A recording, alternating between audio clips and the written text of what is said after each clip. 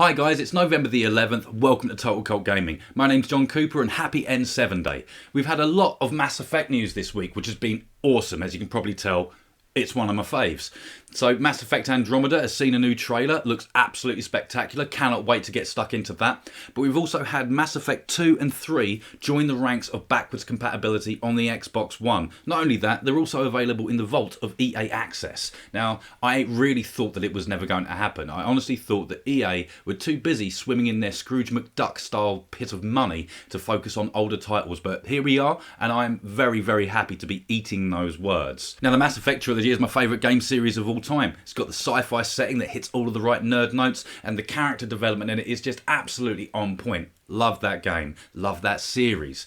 But just because I love it doesn't mean it's not without its flaws. So today on Total Cult Gaming, I'm going to be having a look at exactly why Mass Effect is absolute rubbish.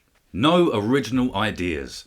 Now, anyone who's seen the 90s sci-fi show Babylon 5 will instantly recognise the similarities. It's got an ancient race of living starships that massively dwarf our own, and they turn up every few thousand years to start a war. They're big, they're black, and they're very, very spiky, and they also utilise living beings to augment their own technology. Now, in addition to that, you've also got the Quarian and Geth conflict, which tells us how the Quarians were driven off their homeworld by sentient machines to wander the stars in a ragtag fleet of ships. That's the plot to Battlestar Galactica. And then you've got the Asari, who are extremely similar to the character Jean from Farscape. And that leads me on to sex sells. Now, the Asari are an entirely monogendered race of sexy blue-skinned space babes who live for 1,000 years, and essentially they spend their first 100 years as a horny teenager. Now, whoever came up with that at BioWare was a marketing genius, because let's face it, nothing grabs a young man's attention than the promise of over-sexualised blue-skinned chicks that you can get a lap dance off. And possibly bang. Everybody speaks English.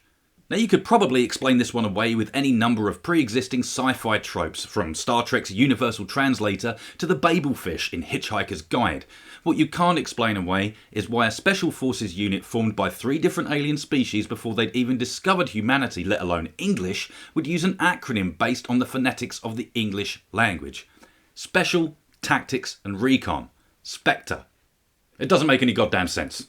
It's like they wanted to call it something cool and they thought up a reason after the fact. Now, to top that off, why the hell would aliens use names from the Greek alphabet and mythology? There's an alien space station called Omega.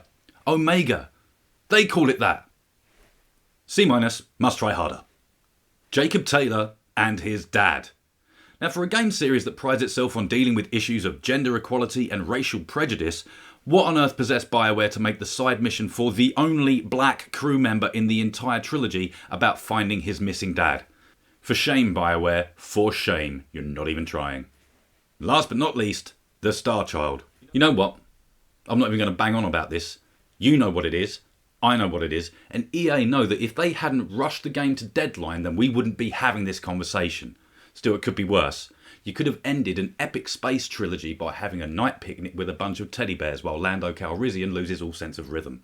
Now, in spite of all of these glaring flaws, Mass Effect gets so much right, from the character development to the world building to the science behind it. Mass Effect is, to me, one of the best sci-fi series, whether it's a game or otherwise. And with the new trailer for Andromeda dropping and Mass Effect 2 and 3 hitting backwards compatible and EA Access, now is the perfect time to dust off that N7 armour and report to the Normandy. So game on, and we'll bang, okay?